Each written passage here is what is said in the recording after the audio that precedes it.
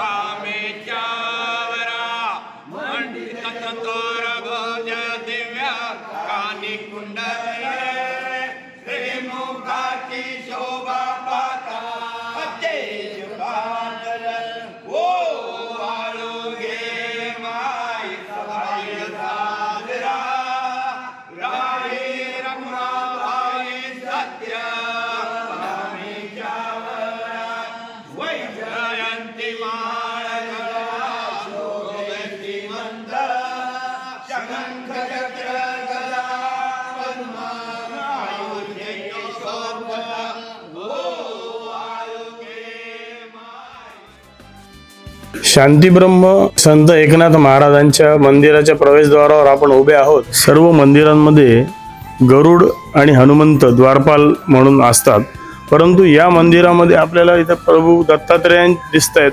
तर याचा नेमका इतिहास काय आहे आपण गुरुजींकडून जाणून घेऊया। भानुदासाची कुळी महाविष्णूचा अवतार, क्षेत्र प्रतिष्ठान वसे गोदावरी तीर असं जे म्हणलेलं आहे। तर संत एकनाथ महाराज हे महाविष्णूचा अवतार असं गृहीत धरून इथं एका बाजूला भालदार चोपदार जे असतात दारावर, त्याच्याऐवजी इथं गरुड आहेत आणि दुसऱ्या बाजूला दत्त महाराजांचा फोटो आहे। ह्याच्या मागं थोडीशी कथा अशी आहे की एकदा संत एकनाथ महाराज आंबेजोगाईला संत दासोपंतांच्याकडे गेले आणि तिथं त्यांना गोकुळाष्टमीच्या उत्सवाचं निमंत्रण देत होते, पण त्यांना थोडासा गर्व झाला आणि त्या ह्याच्यात त्यांनी सहजासहजी भेट होणार नाही अशा पद्धतीचं सांगितलं। कारण मी दत्त महाराजांच्या सोबत सारीपाठ खेळतोय म्हणे, त्याच्यामुळं वेळ नाही असं थोडक्यात त्यांनी सांगितलं। पण थोड्या वेळाने दत्त महाराजांनी खेळ थांबवून नाथ महाराजांना आत बोलवून घेतलं। तिथं त्यांनी दासोपंतांना गोकुळाष्टमीच्या उत्सवाचं निमंत्रण दिलं, पण ज्या वेळेला दासोपंत इथं पैठणला आले आणि गोकुळाष्टमीचा उत्सव चालू असताना दारापाशी त्यांना अडवलं गेलं। ते अडवलं कोणी तर भगवान दत्तात्रयांनी, आणि दत्तात्रय या ठिकाणी चोपदाराच्या वेशामध्ये होते आणि त्यांनी सांगितलं की आत्ताच तुम्हाला भेटता येणार नाही, एकनाथ महाराजांना म्हणजेच माझ्या मालकाला मी आधी विचारून येतो आणि त्यांची परवानगी असेल तरच तुम्ही आत जाऊ शकाल। असंच वाक्य त्यांनी आंबेजोगाईला उच्चारल्यामुळं थोडक्यात तेच त्यांच्या गुरूंनी इथं दाखवून दिलं की बाबा कुठल्याही व्यक्तीला, तो भले संत महात्मा जरी असला तरी त्याला गर्व अभिमान राहू नये। आता दत्तात्रय दासोपंतांचे गुरु आणि एकनाथ महाराजांचे परात्पर गुरु, तर कुठल्याही आपल्या शिष्याला गर्व राहू नये, तर त्याचं गर्वहरण होण्याच्यासाठी म्हणून भगवान दत्तात्रय इथं चोपदारकी करत होते।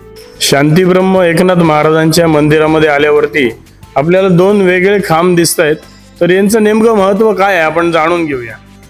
संत एकनाथ महाराज यांनी रोजच्या परिपाठामध्ये प्रवचन करणे, हा एक प्रबोधनाचा मार्ग स्वीकारलेला होता, तो अंगीकारलेला होता. रोज ते प्रवचन करत होते.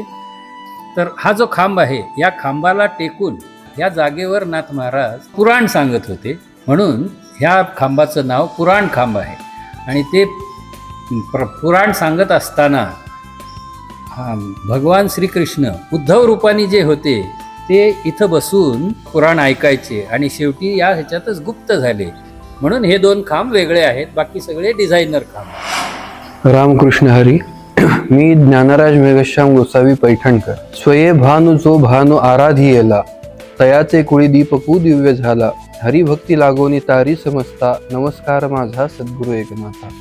संत एकनाथ महाराज हे वारकरी संप्रदायातील एक महान संत होते. त्यांचे पणजोबा संत भानुदास महाराज यांनी अनागोंदी म्हणजे सध्याचे हंपी येथून विठ्ठलाची मूर्ती पंढरपूरला पुन्हा आणून त्याची पुनर्प्रतिष्ठापना केली. हे वारकरी संप्रदायावर अनन्यसाधारण असे उपकार संत भानुदास महाराजांचे केले. आणि भानुदासाचे कुळी महाविष्णूचा अवतार म्हणजे संत एकनाथ महाराज. एकनाथ महाराजांचा जन्म 1533 साली पैठण क्षेत्रात झाला. एकनाथ महाराजांनी कृष्ण भक्ती ही त्यांच्या परंपरेत आलेली. एकनाथ महाराजांकडे शिरहट्टी नावाच्या गावातून एक सावकार आले. त्यांनी विठ्ठलाची मूर्ती स्वतःच्या देवघरासाठी बनवून आणली होती.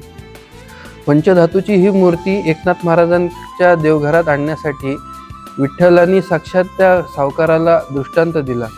तर एकनाथ महाराजांनी मूर्तीला नैवेद्य दाखवला आणि लोणी आणि खडी साखरेचा नैवेद्य भगवंताला दिला.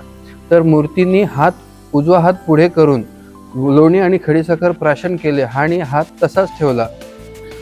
शांतीब्रह्म संत श्री एकनाथ महाराजांच्या घरी साक्षात भगवान परमात्मा श्री कृष्ण हे 36 वर्ष यांनी सेवा केली. 12 वर्ष विठ्ठल रूपामध्ये, 12 वर्ष उद्धव रूपामध्ये, तसेच 12 वर्ष श्रीखंड्या रूपामध्ये भगवंतांनी सेवा केली. त्यातील श्रीखंड्या अवतारामध्ये हा जो रांजण आहे तर दगडी बांधकामामध्ये 18 फूट खोल 11 फूट रुंद असा हा रांजण आहे. या रांजणामध्ये गोदावरी मातेचं पवित्र जल घेऊन ते कावडीनी भगवंतांनी इथे आणायचं आणि यात रांजणामध्ये व्हायचं. त्या रांजणातल्या पाण्याने एकनाथ महाराज सर्व देवांची पूजा करत होते. तर असे या रांजणाचे महत्त्व आहे. आज देखील या रांजणाचे अनन्यसाधारण असे महत्त्व आहे. एकनाथ महाराजांच्या षष्ठी उत्सवाला सुरुवात होताना आम्हा वंशजांतर्फे तुकाराम बीजेच्या दिवशी या रांजणाची पूजा होते व विधिवत पूजा झाल्यानंतर कावडीनी सर्व भाविक भक्त या रांजणामध्ये पाणी वाहतात व जोपर्यंत हा रांजण भरत नाही तोपर्यंत एकनाथ षष्ठी उत्सवाला सुरुवात होत नाही.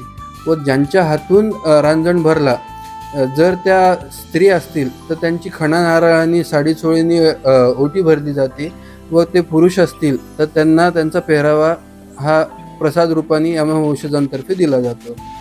श्रीखंड्या चंदन उगाळवणी करी, वस्त्र गंगातीरी धूत असे.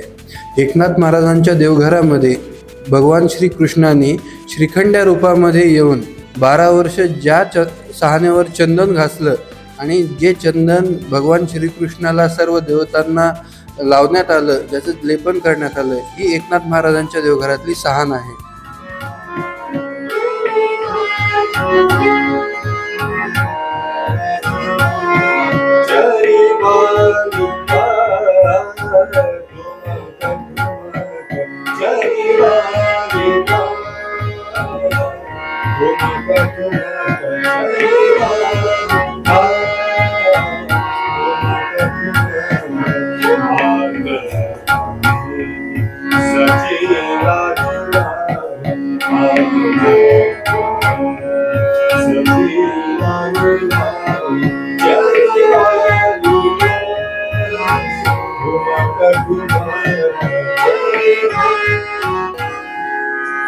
नमस्कार.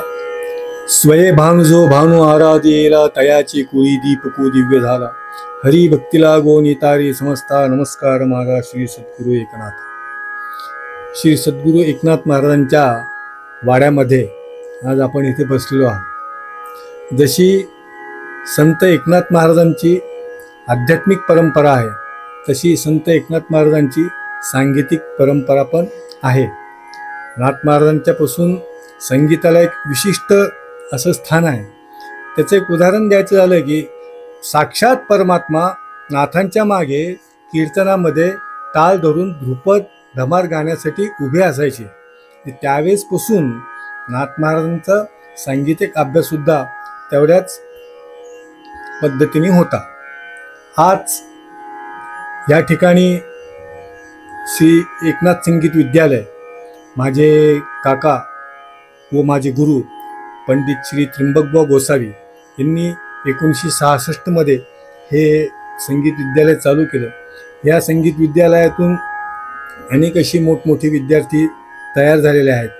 आज मी श्रीकृष्ण उर्फ मिलिंद गोसावी या ठिकाणी हे संगीत विद्यालय चालवत आहे आणि या ठिकाणी संगीत प्रचार व प्रसार या दोन्हीच्या माध्यमातून या ठिकाणी मी ते अल्पकाम असं करीत आहे.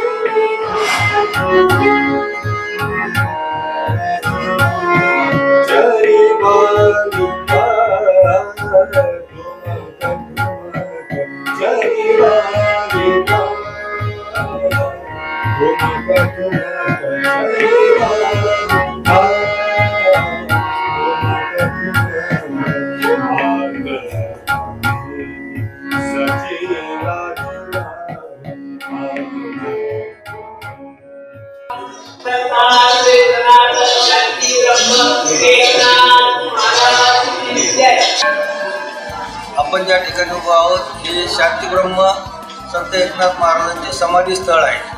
शांतीब्रह्म एकनाथ महाराजांची ही जलसमाधी आहे.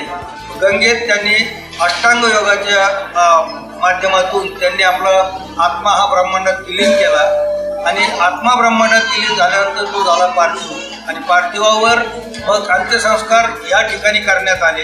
आदिपंडितांनी विचारले की आम्ही डोकं कुठे ठेवायचं आहे. तर त्यावेळेस महाराजांनी असं सांगितलं की तुला तिसऱ्या दिवशी म्हणजे रक्षा विसर्जनाच्या दिवशी तुला तिथं तुळस आणि पिंपळ या दोनचं का सांगितलं त्याच्या मागचा हेतू आहे की नाथ महाराज हे वारकरी संप्रदायाचे आहेत आणि निळोबा महाराज म्हणण्याप्रमाणे त्यांचं विष्णू रूप आहे, विष्णू, त्यामुळं पिंपळ आहे. अशा याच्यामधून त्यांना या ठिकाणी तिसऱ्या दिवशी हरिपंडितांना तिथं ते दोन्ही मानवी फुटलेलं दिसलं तेवढ्या गरम ह्याच्यामध्ये आणि त्या ठिकाणी हे वालुकामय अशी ती समाधी तिथं बांधली गेली आणि त्या ठिकाणी आपण जे दर्शन घेतो ती समाधी स्थळ त्यांचं नाथ महाराजाचं आहे. या इथंचं वैशिष्ट्य असं आहे त्या समाधीच्या पुढच्या भागात एक थोडंसं असं खड्ड्यासारखं आहे. त्यामध्ये पूर्णपणे अगदी कधीही उन्हाळा असो पावसाळा असो, आता पात्र लांब गेलं असताना सुद्धा त्या ठिकाणी तुम्हाला डोळ्याला पाणी लावायचं, तुम्ही पुसूनही घेतलं किंवा काही केलं तर डोळ्याला पाणी लावायपुरतं आहे. ती साक्ष अशी आहे की गोदावरीने माझ्यात त्यांना विलीन करून घेतलेली ती साक्ष आहे. तर त्यामुळं आज ह्या मंदिरामध्ये सकाळ आणि सूर्योदय आणि सूर्यास्ताला तुम्हाला हातावर तीर्थ दिलं जात नाही, तर ते तुमच्या अंगावर भागीरथीच्या स्वरूपात प्रोक्षण केलं जातं, शिंपडलं जातं. तर त्यामध्ये भावना अशी आहे भाविकांची की त्या भागीरथीतला एक थेंब जरी तुमच्या अंगावर पडला तर ते गोदावरी स्नान केल्याचं पुण्य जे प्राप्त होतंय त्या पुण्याचं तुम्हाला ते वाटेकरी तुम्ही त्यावेळेस होतात. आरती हो